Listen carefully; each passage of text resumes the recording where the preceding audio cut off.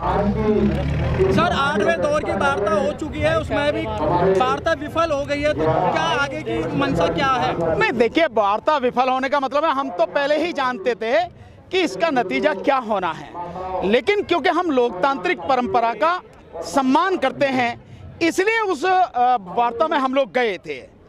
हम जानते हैं, हमें मालूम है कि सरकार किस तरह से केवल समय इसको टाल रही है और सरकार इस मुद्दे को लेकर पूरी तरह से असंवेदनशील है। उसकी संवेदना पूरी तरह से मर चुकी है।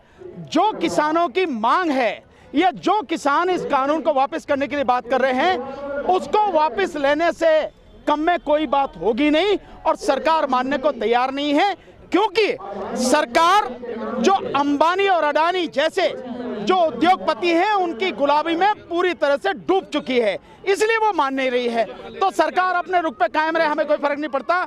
ये कानून जब तक वापस नहीं होंगे हमारा आंदोलन इसी तरह से लगातार जारी रहेगा। अभी जिस तरीके से 8 दौर की वार्ता हो रही है, कोई भी सफलता नहीं मिल पा रही है किसानों को सरकार की तरफ से, क्या आपको लगता है कि ये सरकार किसानों के हित में कुछ बात कर पाएगी? नहीं, किसानों के हित में अगर ये सरकार होती या इससे भी आगे मैं कहूं कि अगर किसानों के हित में जरा सा भी सोचती तो ये कानून ही नहीं आते। ये कानून आ गए और ये कानून उस समय लाए गए जब आपने पूरा देश बंद कर रखा है, जब आपने पूरा देश लॉकडाउन में रखा हुआ है, उस समय आप पिछले दरवाजे से कानून लेकर आए हैं। आपने किसी से भी चर्चा नहीं करी, ना किसी किसान से, ना किसी किसान संगठन से, ना किसी अपने विपक्ष से, और ना ही आपने संसद में भी इस कानून को लाने से पहले, बिल लाने से पहले जो स्टैंडिंग कमेटी है ना उसको भेजा। आपने किसी से भी चर्चा नहीं करी, देश में कहीं भी आपने चर्चा नहीं कराई। तो ये सबको मालूम है कि ये सरकार किसानों के पक्ष में नहीं, किसानों को और किसानों के साथ साथ इस देश को तबाह और बर्बाद करने के लिए तुली हुई है। अगर ये सरकार वाकई में किसानों के हक की बात करती या किसानों के विषय में जरा सी भी चिंतित होती तो किसानों से वार्ता करके लाती, किसान संगठनों से वार्ता करके लाती, और भी कुछ नहीं तो बिल लाने से पहले जो संसद की स्टैंडिंग कमेटी है, स्थायी समिति है, जिसको हर बिल भेजा जाता है, उसको भेजती ताकि उस पर व्यापक चर्चा होती और जो कानून बनता वाकई में एक अच्छा कानून बनता। सरकार ने ऐसा नहीं किया। मारू प्रताप जी, आप बार-बार अपने हर इंटरव्यू में, हर बार चर्चा में आप अडानी अंबानी पे गंभीर आरोप लगा रहे हैं, क्या वजह है? नहीं, मैं आरोप कहाँ लगा रहा हूँ, मैं तो ये कह रहा हूँ कि अंबानी और अडानी और लाला रामदेव के जितने उत्पादन हैं, इनका बहिष्कार का कॉल हमारे यहाँ से दिया गया है, किसान संगठनों की तरफ से, किसान आंदोलन की तरफ से। तो मैं सबसे कह रहा हूँ भैया इनका बहिष्कार करो। क्यों? क्योंकि ये वो लोग हैं जो सरकार के साथ इस पूरे देश को तबाह और बर्बाद करने के षड्यंत्र में शामिल हैं। सर अगर ये वो तो व्यापारी है, उन्हें तो अपना माल बेचना है, उन्हें सरकार से लेना क्या है? नहीं, अगर माल बेचना है उनको, उन्हें माल बेचने से कौन मना कर रहा है? लेकिन आप सरकार के साथ षड्यंत्र में शामिल होके जब पूरे सामान पर ही कब्जा करना चाहते हैं, और क्योंकि सरकार ने जो इसेंशियल कमोडिटीज एक्ट है उसमें संशोधन करके जो लिमिट थी उस लिमिट को हटा दिया, तो इनके पास पैसा है पूरे देश का अनाज, जो पूरे देश में जो किसान जो भी चीज उपजाता है, फिर तो सारा का सारा यही कब्जे में ले लेंगे, और ये कब्जे में ले लेंगे तो मन मर्जी से बेचेंगे, जो रेट होगा इनका वो बेचेंगे। जैसे आपको मैं बहुत उदाहरण बताता हूँ, आप इससे समझें। आज की तारीख में इसको समझना बहुत जरूरी, आज की तारीख में जो किसान जिस अनाज को उपजाता है, जब तक वो किसान के खेत में है उसकी कीमत जितनी है, जैसे ही वहां से उठ के वो व्यापारी के गोदाम में पहुंच जाता है, उसकी कीमत 110% बढ़ जाती है, केवल इतनी ही देर में। और इसके अलावा आप पहले सुनिए, आप इसके अलावा जो किसान का जो अन्न है, किसान जो उत्पादन करता है, ये जो फूड से जुड़ी हुई कंपनियां हैं, आपको मालूम है इनका मुनाफा कितना है? इनका मुनाफा 8000% से लेके 15000% तक है। मतलब ये माना जाए 80 गुना से लेके 150 गुना तक, यानी जो किसान है उस किसान को उसकी लागत भी नहीं मिल रही। आप बाकी तो चीजें छोड़ ही दीजिए, उसकी लागत भी नहीं मिल रही, उसकी मेहनत भी नहीं मिल रही, और उसी अनाज से, क्योंकि व्यापारियों के पास पैसा है, तो पैसे वाले 8000 से लेके 15,000 गुना तक 15,000% तक उसका मुनाफा कमा रहे हैं। क्या मानेंगे आप इसे? और सरकार ने उन्हीं को और मालामाल करने के लिए ये कानून बनाए हैं, उन कानूनों में संशोधन किया है। लेकिन अडानी ने पहले भी केजरीवाल ग्रुप और अंबानी ग्रुप ने कोर्ट में कहा है कि हमारा कोई इरादा नहीं है कॉन्ट्रैक्ट फार्मिंग मारने का। ऐसा है जैसे प्रधानमंत्री झूठ बोलते हैं और अंबानी अडानी उन्हीं के मंडली के हैं, तो ये सारे के सारे झूठ बोलने वाले लोग हैं और हमें इनके झूठ में नहीं फंसना। क्योंकि आप अगर देखें, जिस दिन से मोदी जी इस देश की राजनीति में आए हैं, जो चीज उन्होंने कही उसके विरोध में उन्होंने काम किया। जब मोदी जी 2014 से पहले थे, गुजरात के वो थे मुख्यमंत्री, इन्हीं किसानों का समर्थन करते थे।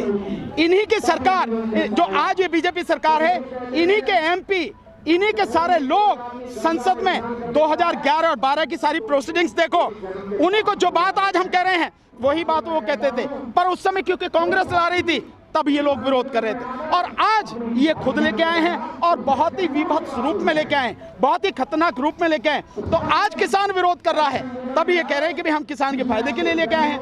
इस चीज को हमें समझना होगा। और जहां तक रही मोदी जी की बात, मोदी जी का पूरा 7 साल का जो इतिहास है, इसको आप उठा के देखिए।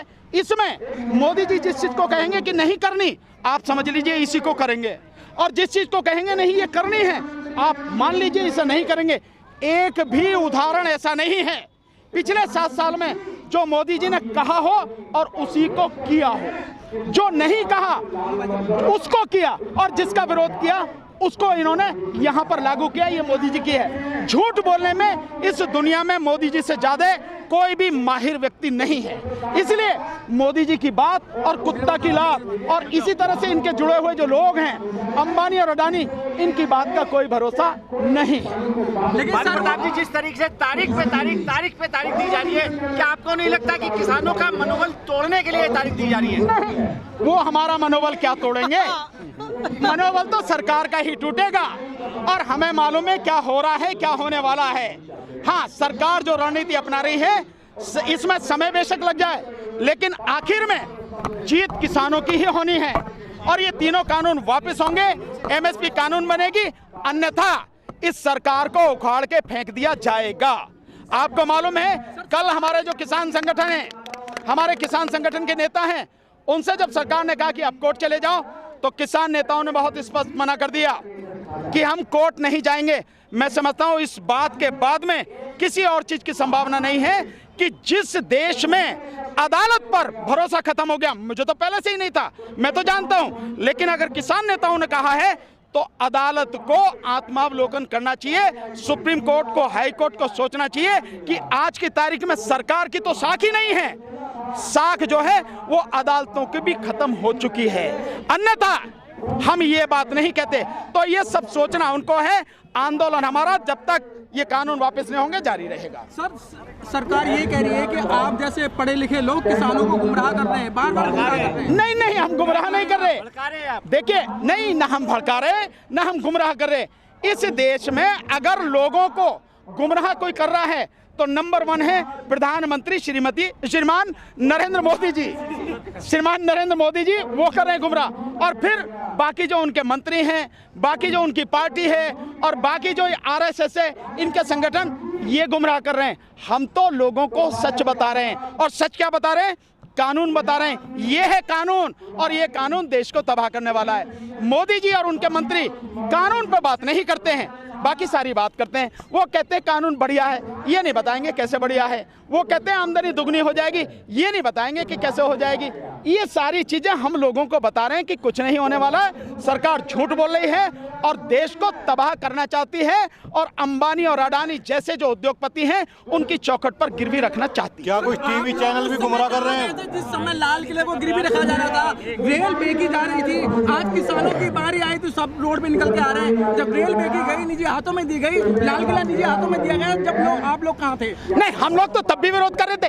पिपिल साहब, आप कैसे कह रहे हो हम कहाँ थे? आप मुझे देखते नहीं हम कब से विरोध कर रहे हैं? हम तो लगातार विरोध कर रहे हैं। एक चीज बताओ आप हमें, सीए एनआरसी के में हमने तब से विरोध किया, पूरे देश में किया। हम ईवीएम का विरोध कर रहे हैं लगातार, जब से सरकार ने शपथ ली थी तब से विरोध कर रहे।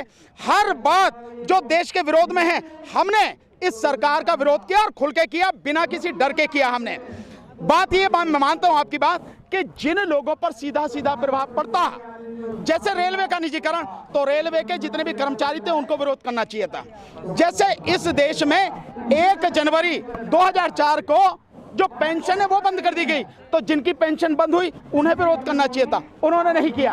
तो जिन लोगों से सीधा इफेक्ट पड़ता है उनको विरोध करना चाहिए था, अफसोस नहीं किया। लेकिन ये देश का सौभाग्य है कि जब देश के अन्नदाता के गले में फांसी का फंदा डाला गया तो देश का अन्नदाता अपनी पूरी ताकत से खड़ा होकर विरोध कर रहा है।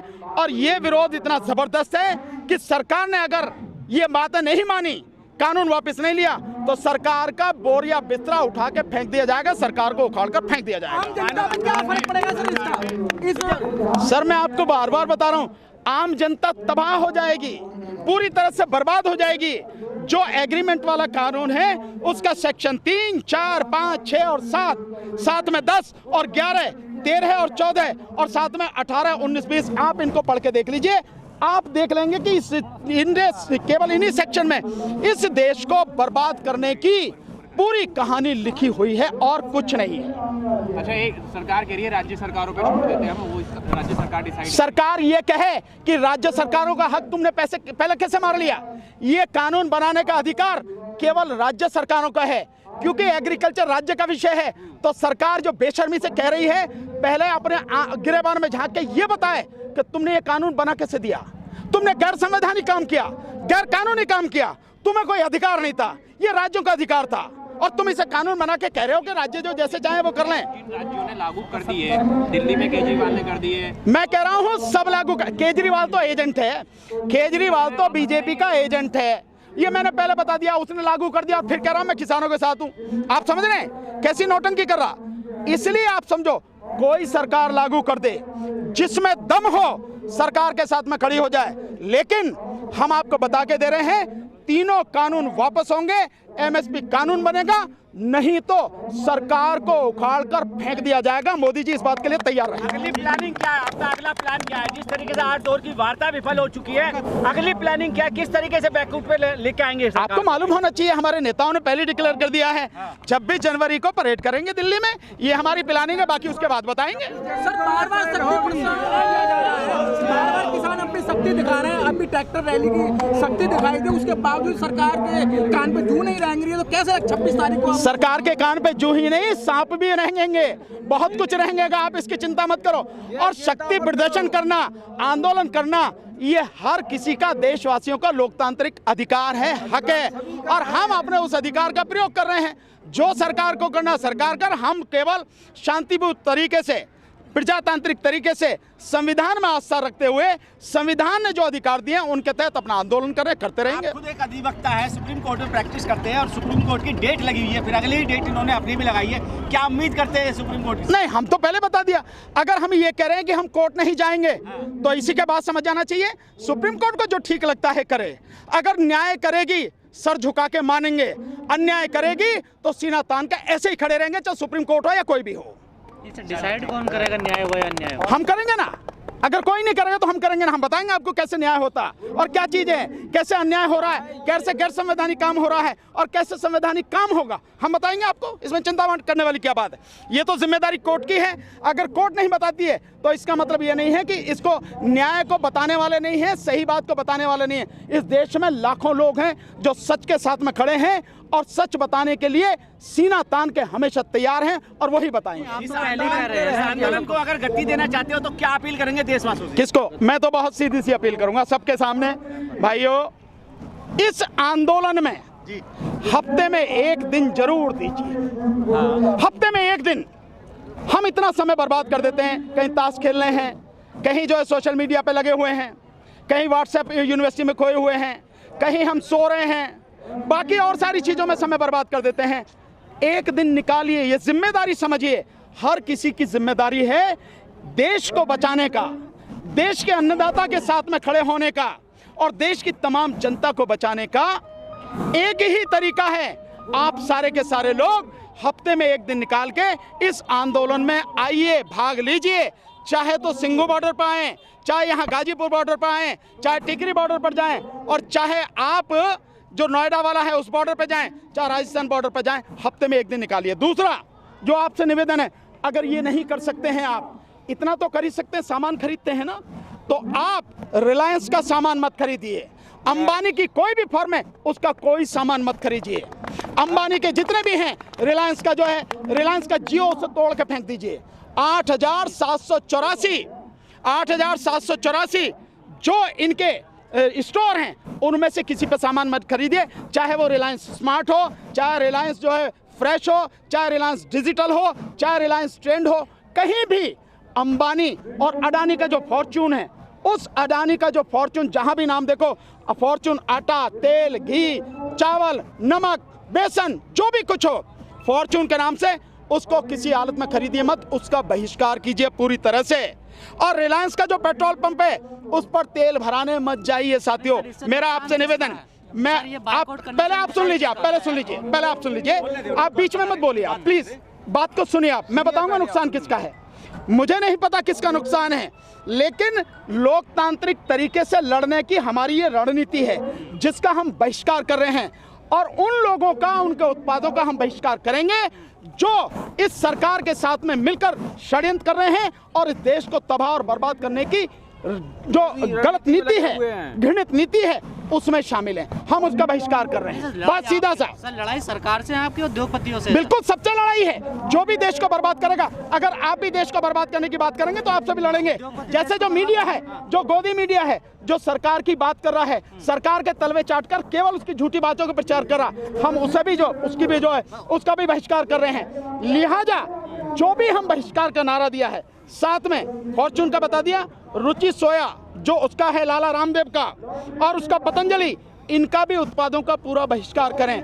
अगर आपको लगता है कि इस आंदोलन से देश को बचाना है, इस आंदोलन में शामिल होके किसानों को मजबूत करना है और इस सरकार से देश को बचाना है, तो आप आए, नहीं आ सकते तो बहिष्कार जरूर करें। साथ में एक और चीज, जो गोदी मीडिया है, इस गोदी मीडिया का बहिष्कार बहुत जरूरी है। मैं तो आपसे एक ही निवेदन करूंगा, 1 साल के लिए अपने टेलीविजन पर ताला लगाकर बंद कर दीजिए। साथियों, ये बहुत बड़ी लड़ाई है और संघर्ष में, लड़ाई में, संघर्ष और लड़ाई जहां भी हो, जिस जगह भी हो, उसको जीतने की रणनीति बनाई जाती है। और रणनीति का ये एक हिस्सा है कि जो लोग आपके पैसे से अपनी दुकान चला रहे हैं, आपके पैसे से अपनी जेबें भर रहे हैं, आप अपनी मेहनत का, गाढ़ी कमाई का एक भी पैसा उनकी जेब में न जाने दें। इसलिए जो टेलीविजन है उस पर पूरी तरह से ताला लगा दीजिए। आप 1 साल के लिए तो कर सकते हैं, आप इतना तो कर ही सकते हैं। लॉकडाउन में हम लगभग 1 साल होने जा रहा है, घर से बाहर तक नहीं निकले, तो हम टेलीविजन पर ताला नहीं लगा सकते? ये लड़ाई का हिस्सा है, आप घर बैठे भी लड़ाई का हिस्सा हो सकते हैं। इसलिए मेरा आपसे निवेदन है, इसका पूरी तरह से पालन करके बहिष्कार को अमली जामा पहनाकर इस आंदोलन की ताकत को बढ़ाइए। चलिए ठीक है, धन्यवाद।